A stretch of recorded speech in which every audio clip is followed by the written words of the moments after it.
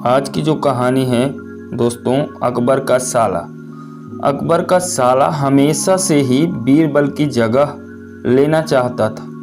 अकबर जानते थे कि बीरबल की जगह ले सके ऐसा बुद्धिमान इस संसार में कोई नहीं है। फिर भी जोरू का भाई है, वह सीधी ना नहीं बोल सकते थे।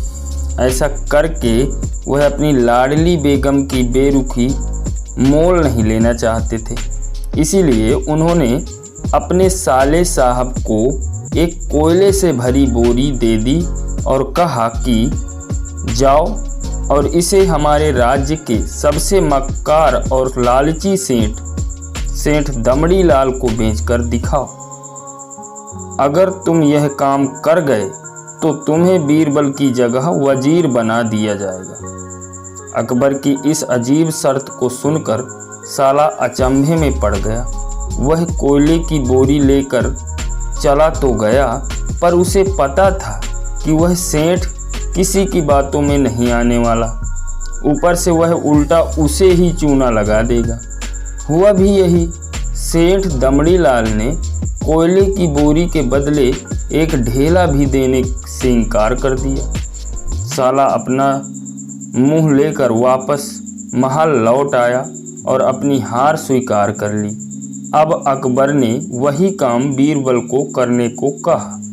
बीरबल कुछ सोचे और फिर बोले कि सेठ दमड़ी लाल जैसे मक्कार और लालची सेठ को यह कोयले की बोरी क्या, मैं सिर्फ कोयले का एक टुकड़ा ही 10,000 रुपये में बेच आऊँगा।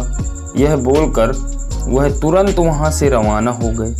सबसे पहले उसने एक दर्जी के पास जाकर एक मखमली कुर्ता सिलवाया, हीरे मोती वाली मालाएं गले में डाली, महंगी जूती पहनी और कोयले को बारीक सुरमे जैसे पिसवा लिया। फिर उसने पिसे कोयले को एक सुरमे की छोटी चमकदार डिब्बी में भर लिया। इसके बाद बीरबल ने अपना भेष बदल लिया और एक मेहमान घर में रुककर इश्तिहार दे दिया कि बगदाद से बड़े शेख आए हैं जो करिश्माई सुरमा बेचते हैं, जिसे आँखों में लगाने से मरे हुए पूर्वज दिख जाते हैं, और यदि उन्होंने कहीं कोई धन गाड़ा है तो उसका पता बताते हैं। यह बात शहर में आग की तरह फैल गई। सेठ दमड़ी लाल को भी ये बात पता चली। उसने सोचा जरूर उसके पूर्वजों ने कहीं न कहीं धन गाड़ा होगा। उसने तुरंत शेख बने बीरबल को संपर्क किया और सुरमे की डिब्बी खरीदने की पेशकश की।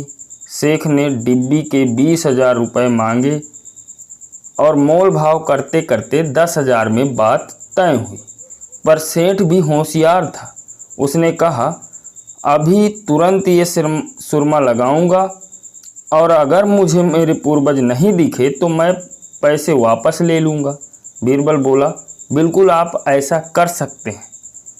चलिए शहर के चौराहे पर चलिए और वहाँ इसे जांच लीजिए। सुरमे का चमत्कार देखने के लिए भीड़ इकट्ठा हो गई। तब बीरबल ने ऊंची आवाज़ में कहा, ये सेठ अभी ये चमत्कारी सुरमा लगाएंगे और अगर ये उन्हीं की औलाद हैं जिन्हें अपना माँ बाप समझते हैं तो इन्हें इनके पूर्वज दिखाई देंगे और गड़े धन के बारे में बताएंगे। लेकिन अगर आपके माँ बाप में से किसी ने भी बेईमानी की होगी और आप उनकी असल औलाद नहीं होंगे तो आपको कुछ भी नहीं दिखेगा। और ऐसा कहते ही बीरबल ने सेठ की आंखों में सुरमा लगा दिया। फिर क्या था, सिर खुजाते हुए सेठ ने आंखें खोली। अब दिखना तो कुछ था नहीं, पर सेठ करे भी तो क्या करे।